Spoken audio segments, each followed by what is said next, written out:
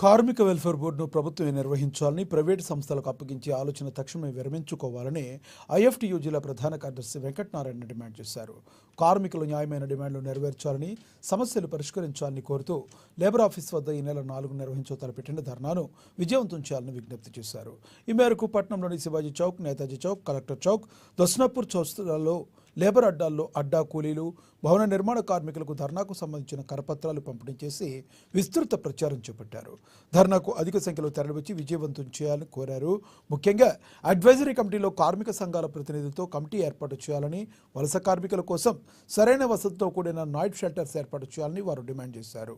అదేవిధంగా భవన నిర్మాణ కార్మికులకు లేబర్ కార్డు కోసం కేవలం రిజిస్ట్రేషన్ ఫీజు మాత్రమే వసూలు చేయాలని, 50 ఏళ్లు నిండిన వారికి 10,000 పింఛన్ ఇవ్వాలని పేర్కొన్నారు.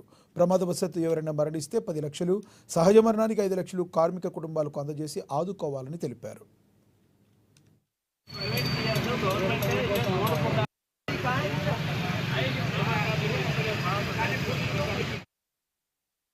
బర్డ్ ఫ్లూ సోకి కోళ్లు